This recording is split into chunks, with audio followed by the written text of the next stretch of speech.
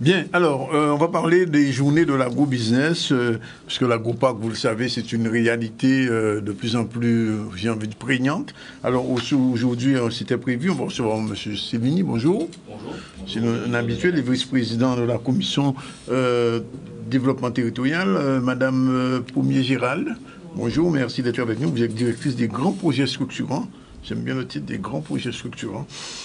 Thierry Touris va nous rejoindre tout à l'heure, c'est un agro-transformateur. Et on a Guylaine Gatibelza, merci d'être avec nous. Elle est gérante de la fine épicerie des boudins de Saint-Félix. Ah oui, c'est vrai, j'ai déjà goûté les boudins de Saint-Félix, ils sont bons. Oui, c'est vrai, c'est vrai. Alors, première question, bien sûr, à l'élu, pourquoi des journées de l'agro-business? Ces journées de l'agro-business découlent bien évidemment du projet AgroParc Caraïbes Excellence.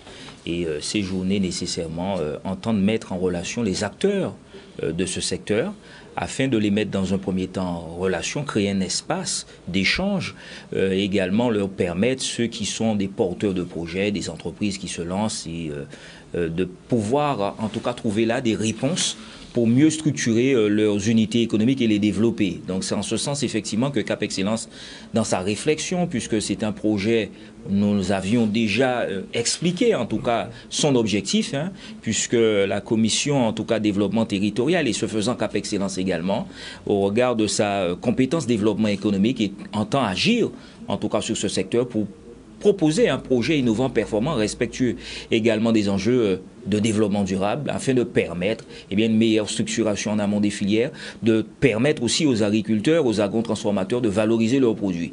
C'est en ce sens que nous avons pensé à cette journée, ces 2 journées de l'agro-business qui entendent mettre en relation, comme je viens de le dire, les acteurs de ce secteur afin de leur permettre de trouver les réponses, mais aussi à partir, en tout cas, d'entretiens individuels, permettre aux porteurs de projets de trouver des réponses adaptées, spécifiques, et puis à leur situation individuelle.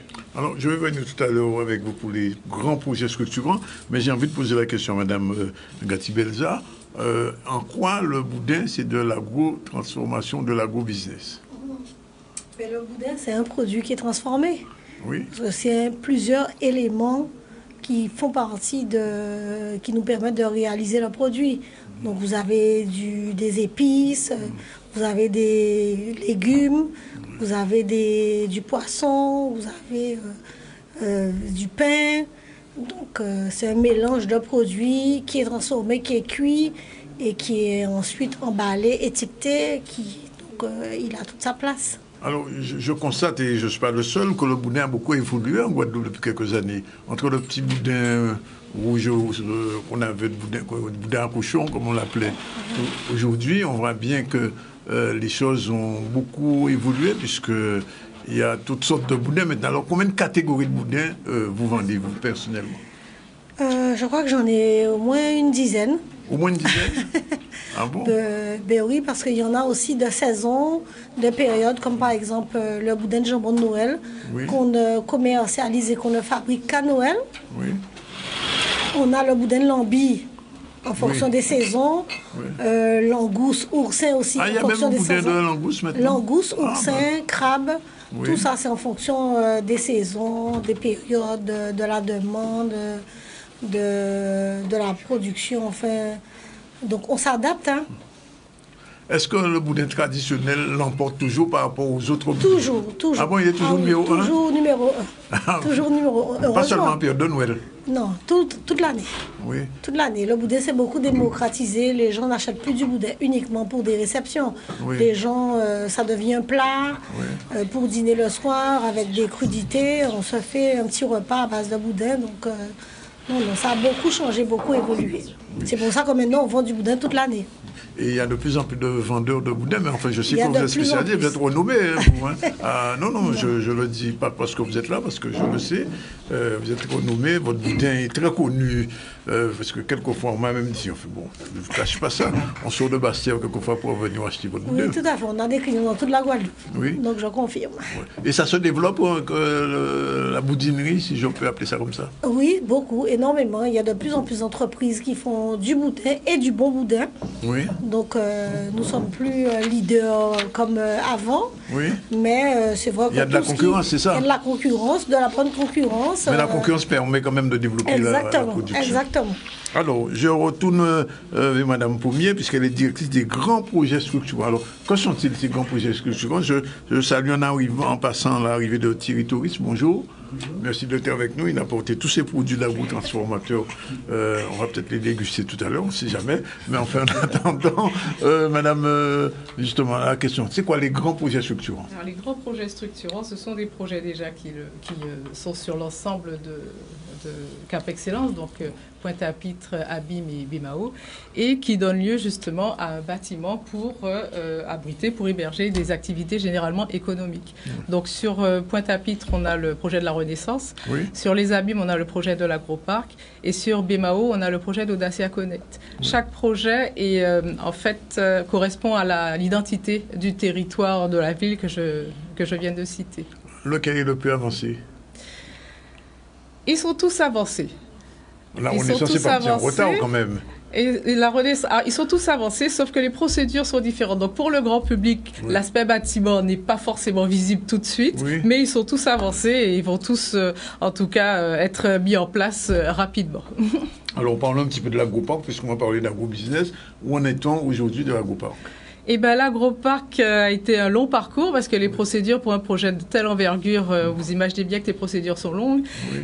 Il faut compliqué, longue, et puis parce qu'il y a beaucoup de partenaires, beaucoup d'organismes à solliciter. Il y a plus d'opposition à l'intérieur, ça va. Toutes les personnes qui étaient contre sont ralliées petit à petit. Je crois que quand un projet est de telle envergure, et qu'il sort, après on va dire que ceux qui étaient pour, ceux qui étaient contre, en tout cas ne le font pas savoir et tout le monde va dans le même sens puisque c'est quand même un projet pour le pays. On parle de valorisation de notre alimentation, donc il peut y avoir toujours des oppositions pour différentes raisons, mais quand on parle d'intérêt Guadeloupe, je pense que tout le monde est d'accord. D'accord. Je reviens vers vous tout à l'heure, je salue l'arrivée de Thierry Touris. Alors, vous êtes agro-transformateur, vous avez porté une foule de produits, présentation quand même. Oui, bonjour M. Zandonis. Bonjour Canal 10, bonjour à tous. Eh bien voilà, je vous présente mes excuses déjà, puisque je préparais pour vous faire plaisir déjà pour la dégustation, mais aussi pour vous faire connaître un bon nombre d'entre nous, surtout que Madame vient de dire, pour l'alimentation. Elle a parlé pour améliorer l'alimentation. Donc il y a des produits qui sont là, et c'est fait exprès pour mieux manger, pour mieux se porter encore.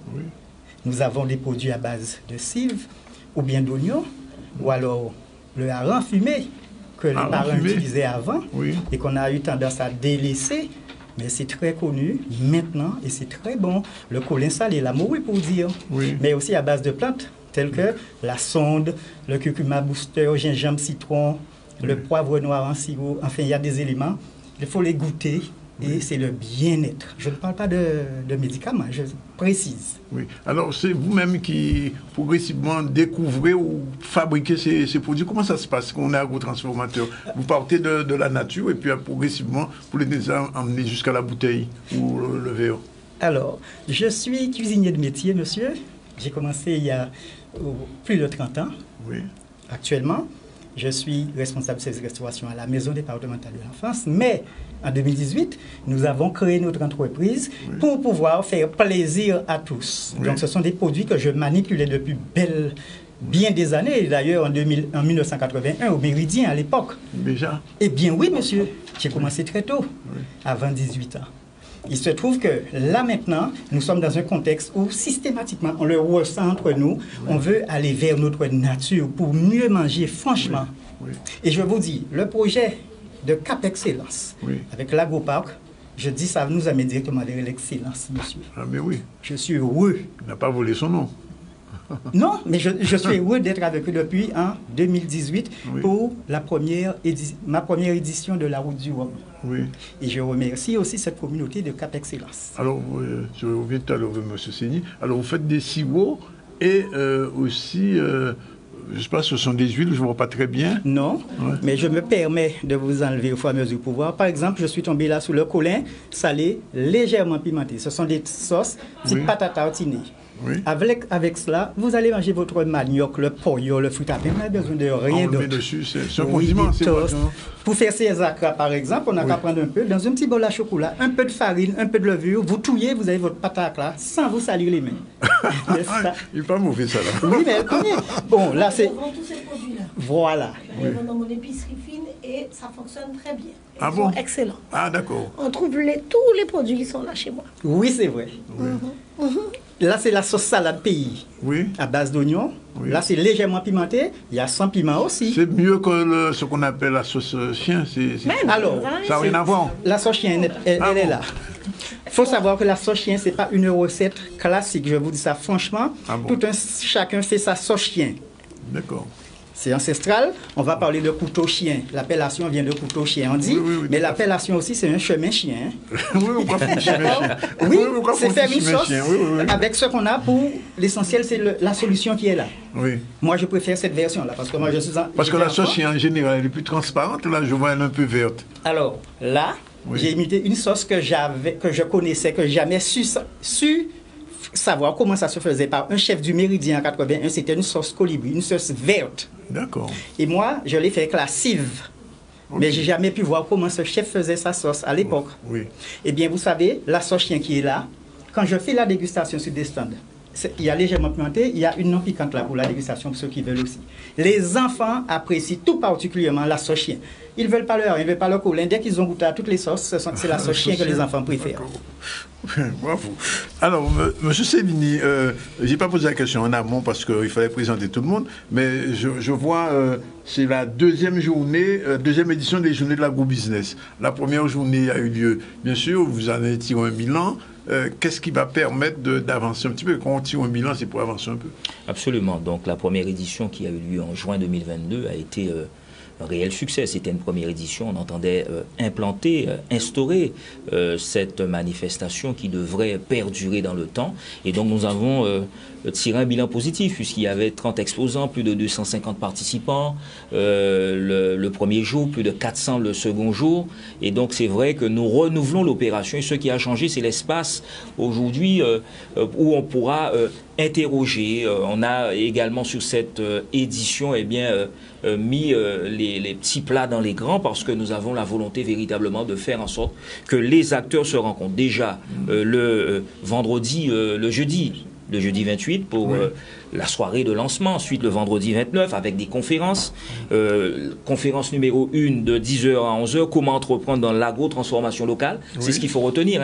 Il y a la volonté pour nous d'accompagner les chefs d'entreprise, d'accompagner les porteurs de projets qui trouvent les réponses nécessaires dans le parcours qui est le leur. Et on sait très bien que l'entrepreneuriat est pavé parfois d'obstacles. Il faut permettre à ces chefs d'entreprise d'avoir des réponses et nous en sommes conscients. Et à l'image de ce que nous venons d'entendre, avec ce monsieur qui nous accompagne depuis un certain temps, nous avons là des réponses au lancement de non seulement l'AgroPass, mais aussi de ces journées de l'agro-transformation. Il indique dans son intervention qu'il est satisfait du produit, non seulement du produit AgroPass Caraïbes Excellence qui entend répondre aux aspirations des agriculteurs, des agro-transformateurs, mais aussi que quelque part, il est confiant sur l'avenir de cet outil qui nous emmènera vers l'excellence. C'est notre objectif. Il convient de dire que sur ces 2 jours, il y a un programme avec des intervenants de choix, de qualité, l'INRAE, l'Iguaflore, la région Guadeloupe, le Crédit Agricole, Start-up Nurio, Société Paradis des Noix, s'agissant du vendredi 29, avec cette première conférence. La deuxième conférence de 11h30 à 12h30, la sécurité et la qualité alimentaire dans l'agro-transformation locale, avec l'Institut Pasteur, ProSem-Chem, cabinet d'expertise agricole, laboratoire R2V colloïdal, Avenir Service, ça c'est pour toujours le vendredi 29. Conférence numéro 3 de 14h à 15h. Comment vendre son produit avec Talker Studio, la fine épicerie. Donc quels sont les outils pour rendre son produit attractif? Comment positionner son produit? Vous voyez, ce sont des questions concrètes que se posent les chefs d'entreprise et que nous essayons là de leur permettre d'avoir un accompagnement, mais aussi des informations qui pourront leur permettre de se développer. Pour cette manifestation, pour les amuse-bouches, il n'y aura pas de problème. Il ne peut pas y avoir de problème. Nous en avons l'illustration. Ah oui, avec ce qu'il propose là. Je vois que vous avez au premier abord dit, j'espère qu'on va déguster. Donc. Oui, mais ça, pour les dégustations, ne serait-ce que pour les dégustations, on a envie de venir. Alors, je me retourne vers madame, parce que, les grands projets, d'accord. Alors, l'agroparc, M. Séni, on a déjà beaucoup parlé de l'agroparc depuis plusieurs années. Aujourd'hui, est-ce qu'on a une visibilité sur son existence réelle, voilà. Parce que c'est un projet qui structure beaucoup de choses, y compris ce type de manifestation, mais aujourd'hui, les agrotransformateurs se disent, quand est-ce que je pourrais avoir mon petit studio, mon endroit où je pourrais vendre, etc., etc. Et justement, j'aimerais que vous précisiez un peu comment ça va fonctionner réellement. Donc, comme je vous le disais auparavant, les procédures ont été longues puisqu'il y avait des questions de foncier, il y a plusieurs personnes qui interviennent dans la zone, donc il fallait coordonner tout ça. Mais on arrive justement à la fin de cette phase et on peut annoncer que les travaux vont être lancés cette année. D'ailleurs, on commence déjà à le préparer, les gens qui passent près du terrain le voient. Et on attend... Le lieu choisi, c'est à Perrin, à côté du nouveau CHU qui est en train de... CHU À côté du nouveau CHU. Et les premiers équipements attendus seront livrés l'année prochaine. Donc les premiers équipements, c'est un parc d'activités, c'est un ensemble de fonciers qui sera vendu à des entrepreneurs qui souhaitent installer leur usine de transformation sur l'agroparc.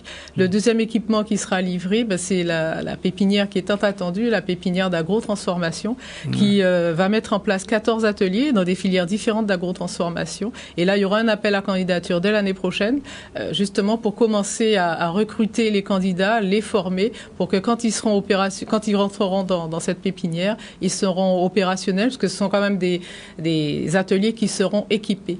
En fait, c'est aussi le résultat de toutes les concertations qu'on a eues avec les agrotransformateurs de Lille et même d'ailleurs, pour mieux cerner leurs besoins et essayer d'y répondre au mieux. Mais alors, une question va se poser. Est-ce que tous les agrotransformateurs auront une place dans cet agroparc ou comment ça va l'appel à projet dont vous faites partie, dont vous parlez, comment ça va s'organiser concrètement? Je veux dire, est-ce que par exemple si madame veut s'installer au lieu de veut quitter Gouzier, veut se mettre là, comment ça va s'organiser concrètement? Alors, il y aura pas, je peux dire qu'il n'y aura pas de place pour tout le monde physiquement. Par contre, tous les dispositifs qui seront mis en place sur l'agroparc permettront à tout un chacun de venir s'informer, se renseigner et se former aussi à l'agrotransformation. C'est ainsi qu'on aura l'Institut Pasteur qui sera en partie sur l'agroparc, surtout pour les questions de sécurité alimentaire et tous les autres équipements. Il y aura pas il y a 14 ateliers. 14 ateliers. 14 ateliers qui seront occupés comme dans une pépinière, donc il y aura un roulement. Et donc c'est-à-dire qu'on ne pourra pas être là à vitam aeternam, comme on dit. Non, c'est le parcours d'accompagnement d'entreprise. C'est une pépinière, donc vous restez 3 ans, on vous accompagne pendant 3 ans et il y a un roulement justement qui permet à d'autres de rentrer ou à d'autres, ou ceux qui sont installés de partir plutôt s'ils estiment qu'ils sont déjà mûrs pour aller voler leurs propres ailes, je dirais. Et en dehors de cette pépinière, vous aurez tout un dispositif d'accompagnement qui sera mis en place dans d'autres structures comme des incubateurs de start-up, par exemple, pour citer cet équipement, qui va aussi contribuer à accompagner le porteur de projet en agrotransformation. Alors, donc, oui, l'autre question, la relation avec le public. La relation avec le public. Oui, c'est-à-dire est-ce que les gens viendront faire entre guillemets leur cours sur place ou alors c'est des commandes, comment ça va se fonctionner? Alors là j'ai parlé des équipements plus liés à la production, mais vous avez aussi un village commercial qui va être, pour l'instant on est en phase de programmation, qui permettra, je dirais village commercial et gastronomique. Ce village permettra à tout un chacun de voir la production locale guadeloupéenne, pas seulement alimentaire, vraiment tout ce qu'on fabrique en Guadeloupe, et ça permettra également de valoriser notre cuisine locale qui est particulière parce qu'elle a plusieurs influences et donc ça s'adresse également aux touristes, mais c'est un cercle un peu vertueux de la production à la distribution. Alors, la relation avec les producteurs, c'est-à-dire qu'il y a les agrotransformateurs, mais il y a des producteurs entre les deux. les producteurs de fruits et légumes locaux. Alors, oui. dans le village qui permettent commercial, à M. Taouris de faire tout ce qu'il fait là. Dans le village commercial, il y aura une grande partie réservée à l'agriculture, puisque bon, pas d'agro oui. sans agri. Donc, tous ces espaces sont pensés en fait pour que tous les acteurs économiques et agricoles qui s'investissent dans le secteur de l'agrotransformation puissent être présents dans cet équipement. Oui. Alors, monsieur, je reviens vers vous avant la pause, vers vous, monsieur Sévigny. Globalement, ces journées de l'agrobusiness, il y a les deux, il y a agro et il y a business. Oui, mais de toute manière, il faut avoir l'esprit que le chef d'entreprise, quel qu'il soit, c'est le monde des affaires. Oui. L'agriculteur, l'agrotransformateur doit être capable aussi, lui, de gérer son business. C'est comme ça que nous l'entendons quand nous parlons d'agro-business, c'est rien d'autre. Donc, il va de soi que nous avons la possibilité là de leur fournir des informations. Et en témoigne l'agro-classe, par exemple. Le vendredi 29, comment monter un dossier de subvention, savoir répondre à un appel à projet, comment monter un dossier FEDER, information sur l'appel à projet 5.2 du FEDER, comment monter un dossier de subvention FEDER FSE. Donc voilà les éléments qui témoignent. Eh bien, lorsqu'on parle d'agro-business, c'est avoir à l'esprit que le chef d'entreprise, quel qu'il soit, le porteur de projet rentre dans un monde où il est question de business, inévitablement. Oui. Et le fait même de dire que c'est un monde de business met en évidence qu'il doit aussi, lui, nécessairement y penser. Et dans le cadre, parce que ce n'est pas un monde où il y a, comme je l'ai dit, il y a énormément d'obstacles, et donc il doit aussi être capable d'évoluer et de pouvoir pérenniser son entreprise. Et donc là aussi, c'est parce que nous sommes conscients de cela qu'il y a des entretiens individuels avec des experts comptables, toujours le vendredi 29, où là c'est un public de professionnels, contrairement aux 30 où il y a là le grand public. Donc on permet là à ces chefs d'entreprise, à ces porteurs de projets de rencontrer, dans le cadre de consultations individuelles, mais aussi d'ateliers, de rencontrer des experts comptables qui feront un accueil, une analyse, un diagnostic et vont donner des conseils. Voilà en tout cas pour cette journée du vendredi 29. Madame Gatibelza, quand vous entendez ça, ça vous rassure un peu sur votre business, le boudinerie? Alors, il a raison dans tout ce qu'il dit, et ce que je dirais surtout à ceux qui veulent entreprendre et se lancer, parce que souvent les agrotransformateurs, ce sont des petits artisans, des petites entreprises qui... Je vous pose la question, je vous arrête. Mais combien de personnes vous employez dans votre business? Nous sommes 5. 5 quand même? Nous sommes 5. 5 emplois? 5. Donc, en me comptant 5. Oui. Donc, ce qu'il faut savoir, c'est que dans les petites entreprises comme ça, artisanales, on ne peut pas avoir un comptable, une secrétaire, un commercial, oui. Un responsable de communication. Et quelqu'un à la communication. C'est bien souvent le chef d'entreprise qui fait, toutes ces actions-là. Et c'est là où c'est compliqué. Et il y a de la formation quand même. Maintenant, je vais rajouter un responsable qualité. Oui. Parce que c'est surtout pour les entreprises qui ont des agréments comme moi. Donc les normes ont tellement évolué que si j'écoute et je suis toutes les recommandations à 100% des services de la DAF, je devrais avoir quelqu'un qui s'occupe que de l'hygiène, que de la qualité. Et de la qualité. Oui. Et on n'a pas les moyens de payer quelqu'un pour faire que ça. Oui. Donc vous êtes obligé d'être au fou. Alors aujourd'hui, j'ai dû signer un contrat avec une entreprise pour m'accompagner pour l'hygiène et la qualité. Donc c'est encore un autre contrat supplémentaire en plus des nombreux que j'ai déjà qu'il faut payer. Oui. Donc quand vous devez calculer votre coût, le prix du boudin, donc, ça commence à devenir cher parce que les gens n'imaginent même pas tout ce qu'il y a derrière en matière de dépenses de contrat. Voilà. Ils ne peuvent pas imaginer pourquoi c'est aussi cher alors que derrière il y a tellement de contrats, il y a tellement de contraintes.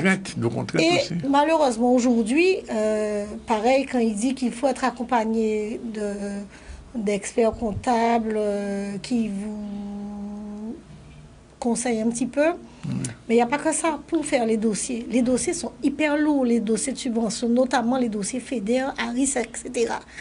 Et ce que je pourrais...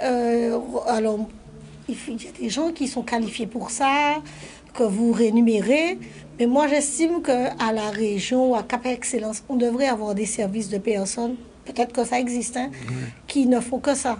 Qui vous accompagnent pour le montage des dossiers. Qui montent les dossiers, pas qui les accompagnent, qui pratiquement...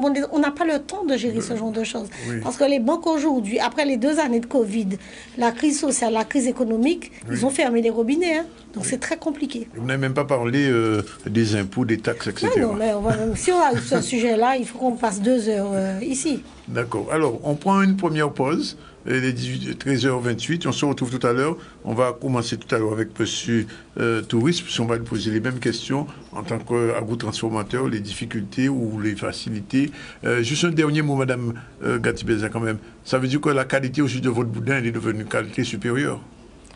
Oui, on essaie de faire en sorte, mais si on passait moins de temps sur tout le reste, on aurait peut-être pu obtenir encore une meilleure qualité. Oui. Mais il y a tellement de contraintes à respecter, même les matières premières à utiliser. D'accord. On n'utilise pas la matière première qu'on voudrait parce qu'il faut une traçabilité dans tout. Tout à fait. Bien, il est 13h34, on a encore quelques minutes. On va parler de la journée de l'agro-business et je vous rappelle qu'on reçoit M. Jean-Luc Céligny, qui est notre habitué pour Cap Excellence, vice-président de la commission de développement territorial. Il est venu cette fois-ci avec Mme Gérald Pommier, directrice des grands projets structurants. On a déjà donné quelques éléments sur les grands projets. Il y a un que vous n'avez pas évoqué. Le tramway, c'est mort? Le tramway... non, c'est pas mort. Disons, on va plus parler de transport propre. Le SMT remet justement ce dossier puisque sur l'agroparc, il y a un TCSP qui va passer et va desservir aussi c'est quelque temps. zone. Ouais. J'ai eu l'occasion d'y revenir. Alors, on reçoit M. Thierry Touris et aussi Guylaine Gatti-Belza, spécialiste du boudin de qualité. Alors, je reviens vers M. Touris. Tout à l'heure, j'ai posé la question à Mme Gatti-Belza. Quand vous êtes agro-transformateur, donc vous êtes dans l'entreprise, vous faites beaucoup de choses, de très bonnes choses, de très belles choses même. On va entrer dans tous les détails. Le quotidien de l'entreprise, est-ce que c'est compliqué par rapport aux formalités, aux contraintes, etc.? Alors, c'est une question qui vient directement toucher la personne la plus concernée. Ce sont nous, les chefs d'entreprise.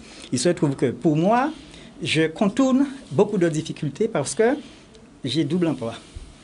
J'ai mon entreprise, mais étant donné que j'ai mon premier métier, alors, je lève les pieds sur mon entreprise pour accentuer sur mon métier principal. De là, la communication, c'est fait par ma fille, c'est fait par les préparations préliminaires par mon épouse, enfin c'est la famille. D'accord. Il se trouve c'est une entreprise familiale donc. C'est une petite entreprise familiale. Ouais. Nous sommes 4 à l'origine là-dedans.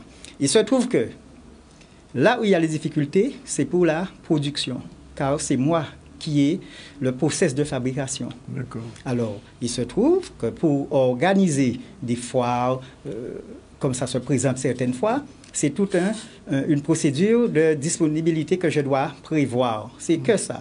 Pour faire les acquisitions des matières premières, de mon matériel et tout, alors, je n'ai pas eu l'opportunité encore de faire des demandes d'aide, des demandes de subvention. Je fais sur mes propres fonds. Je veux gagner du temps en ce sens. C'est là où je vous dis que je fais différemment que d'autres qui vont subir. Il se retrouve que dans un avenir vraiment proche, ça sera différent. Alors, puisque vous êtes dans la production, vous avez un labo, ce qu'on appelle un labo de production? Tout à fait. J'ai été contrôlé en 2019. Un mois après Joie Tradition à Jarry que j'ai eu un contrôle, et bien le 15 janvier 2019, j'avais les services vétérinaires à la maison. Et ce monsieur, non seulement il m'a expliqué certaines choses, mais était heureux de découvrir ma manière de fonctionner. Il a passé 2 heures avec moi ce lundi 15 janvier 2019. Madame Gatti-Belza disait tout à l'heure pour la question de qualité, il y a des critères qui sont de plus en plus, j'ai envie de dire, pointus, puisque nous sommes, entre guillemets, dans l'Europe. Et dans l'Europe, c'est respecter les normes européennes. Alors, est-ce que, à ce niveau-là, vous avez aussi des contraintes? Alors, les contraintes... Qualité, je parle. Oui, ce ne sont pas des contraintes pour moi, puisque normalement, je suis référent en matière de sécurité alimentaire à la Maison départementale de l'enfance. D'accord. Ce n'est pas aujourd'hui. J'étais formé en 95, ensuite 99, après la sortie de l'arrêté ministériel du 29 septembre 1997, qu'on appelle HACCP. Il se trouve qu'il y a la réactualisation des connaissances chaque année. Oui, bien sûr. Mais ce monsieur des services vétérinaires qui est venu chez moi pour me contrôler m'a donné les textes européens de manière à ce que je ne puisse pas être en porte-à-faux avec la réalité. Et ça, je ne peux pas être plus heureux que ça, d'être contrôlé à Jarry lors de ma première route du Rhum, Joie Tradition, oui. Et un mois après, qui vient et qui me dit, bon voilà, je vais vous accompagner, monsieur. J'ai reçu 3 lettres de la préfecture. En ce sens, par la suite. Je suis vigilant et voilà, j'active sans inquiétude parce que je maîtrise, monsieur. Mais la sécurité alimentaire, la réglementation en vigueur, il suffit de la respecter et ça va. C'est pas facile pour tout le monde parce qu'il y a des choses à avoir. Oui. Mais moi, étant donné que c'est un jeu pour moi, je fais. C'est pas une très grande entreprise, donc je peux. Oui. Alors, dans le concept de l'agroparc, il est prévu, bien sûr, les ateliers où on pourra trouver des produits, mais aussi une relation avec les agriculteurs. Est-ce que vous avez suffisamment de ressources quand vous voulez produire ce que vous produisez? Parce que souvent, des gens qui font de l'agrobusiness disent « Ouais, il n'y a pas assez de ceci, pas assez de cela, assez de production. » Je vois par exemple Henri-Joseph a été obligé lui-même de planter un certain nombre de choses pour pouvoir produire ce qu'il fait. Est-ce que c'est votre cas? Alors, vous parlez de monsieur que j'apprécie tout particulièrement, je lui envoie un bonjour, le docteur Henri-Joseph. Eh bien, il était forcé de faire ainsi. Pourquoi? Parce qu'il ne peut pas être dans les certitudes quand il a besoin de ces matières premières. Pour moi, ce n'est pas le cas, parce que j'ai mes producteurs. J'ai mes producteurs de la Guadeloupe, Grande-Terre, enfin Sainte-Rose, etc., Duquesne, Petit-Bourg, ma commune natale, Moule, etc., les 4 coins de la Guadeloupe. Donc, je m'organise en ce sens. Et étant donné, comme je vous ai dit, ce n'est pas au quotidien que je fais la production, pour l'instant, le débit de matières premières me convient assez bien. Oui. Dernière chose, je reviens vers M. Séni. Combien de produits nouveaux vous avez créés depuis que vous êtes dans l'agro-transformation? Alors, il y a une quantité qui n'est pas limitée. Je vais vous dire, il y a des étiquettes. On va penser que c'est que cela. Non. J'en ai beaucoup qui n'ont pas encore d'étiquette. Donc, je ne peux pas vous dire qu'il y a 10, qu'il y a 11. Mais je fais avec les produits essentiels. Tous les produits sont essentiels. Oui. Mais les produits les plus rarement utilisés, tels que le poivre noir, tels que le lambi. Oui. Vous voyez? Et le clitoridien aussi. Non, c'est le clitoria. Le clitoris, oui. Bien sûr, c'est pas moi qui l'ai créé, mais je vous assure, oui. Le bienfait sur l'être, sur le consommateur, ça, c'est sans égal. Vous le prenez.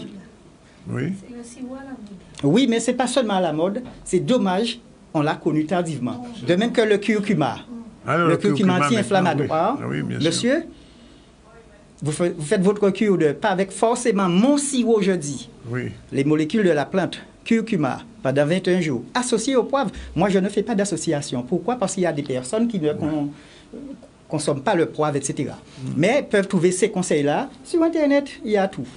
Il y a l'alpha, l'oméga, c'est à vous de choisir et de bien comprendre. Mais je vous dis, vous prenez par exemple le clitoria. Ce soir, demain, regardez au réveil comment vous serez. Et ça fait du bien à tout moment. Et la sonde aussi, la sonde aussi. La sonde, oui, monsieur. Oui. Mais la sonde. Quelles sont ses qualités? Quelles sont ses qualités? Je préfère que les consommateurs puissent regarder sur Internet les propriétés de la sonde et sauront, parce que je peux dire des choses, oublier, me tromper, mais j'assure que c'est bon pour la prostate, pour empêcher l'évolution de la prostate. La sonde que nous avons peur, qu'on trouve beaucoup au cimetière, etc. Ça, c'est fait pour nous les hommes. Bien, c'est bien entendu. M. Céligny a entendu, moi aussi, et les hommes qui nous regardent en ce moment. Alors, M. Céligny, vous voyez, vous avez mis en place avec Cap Excellence, j'ai envie de dire, un véritable écosystème aujourd'hui. Hein. C'était l'objectif. Notre réflexion à Cap Excellence, il faut saluer aussi l'initiative, puisque vous l'avez bien compris, le président Jalton, ses équipes ont véritablement réfléchir. Et travailler beaucoup. Un vrai travail. Non, c'est vrai. Absolument. Je confirme. Hein.